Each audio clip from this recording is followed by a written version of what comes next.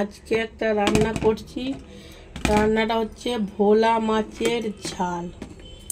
আচ্ছা, ভোলা মাছ অনেক দিন পরেই খাবো।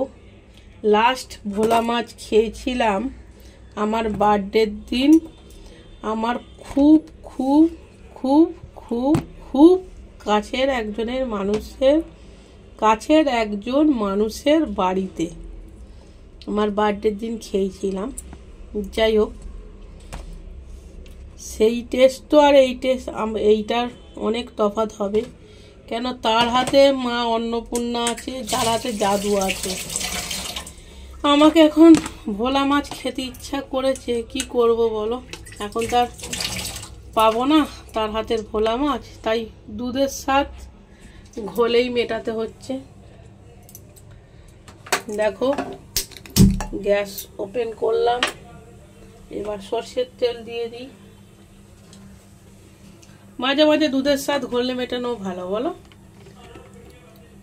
যখন কোনো উপায় থাকে না, কি করা যাবে। যাই হোক, সর্ষের তেল দিয়ে দিলাম কড়াতে। এইবারে তেলটা গরম হয়ে গেলে মাছগুলো ভেজে নেব। দেখো, তেল কিন্তু খুবই ভালোভাবে গরম হয়ে গেছে। আমার আগে থেকেই নুন হলুদ মাখানো ছিল মাছগুলো। এবারে একটা একটা করে ভেজে নিচ্ছি।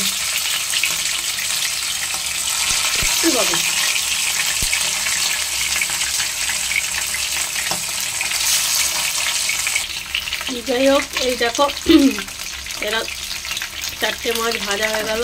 এইগুলো এবার তুলে নিই, দিয়ে পরের মাছটা ভাজবো। একটু নরম মাছ তো, আর কি বলবো, ভাল লাগে না, একটু একটু ভেঙে যাচ্ছে। যাই হোক, তুলে নিয়ে আসছি। পরের মাছগুলো দিই।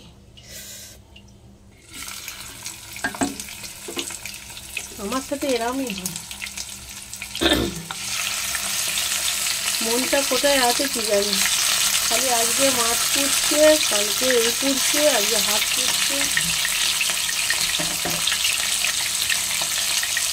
এই মাছগুলো ভাজা হোক, একটা মাছ তুলে রেখেছি, এইটা ভাজা হোক। এবার একটা পেস্ট বানিয়ে নিচ্ছি। পেস্টটা পেঁয়াজ, আদা, রসুন, কাঁচা লঙ্কা, টমেটো। অসম্ভব হাতটা জ্বলছে, রান্নাটা করে কিছু ব্যবস্থা করতে হবে।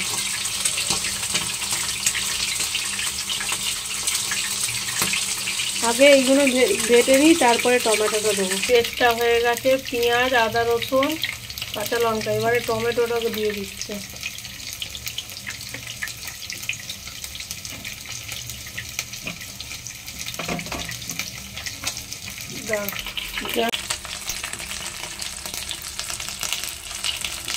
এই মাছগুলো খুব নরম মাছ তো, খালি ভেঙে যাওয়ার চান্স বেশি, ওই জন্য বেশি ঘাটাঘাটি করছি না। ঠিক আছে, সব মাছগুলো তুলে নিলাম। এবারে এই পেস্টটা দিয়ে দেবো একসাথে।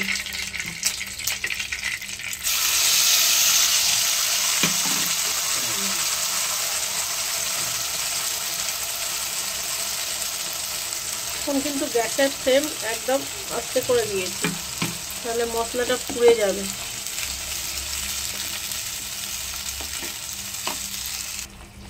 মশলার সাথেই নুন, হলুদ আর একটু কালারের জন্য লঙ্কা গুঁড়ো দিলাম।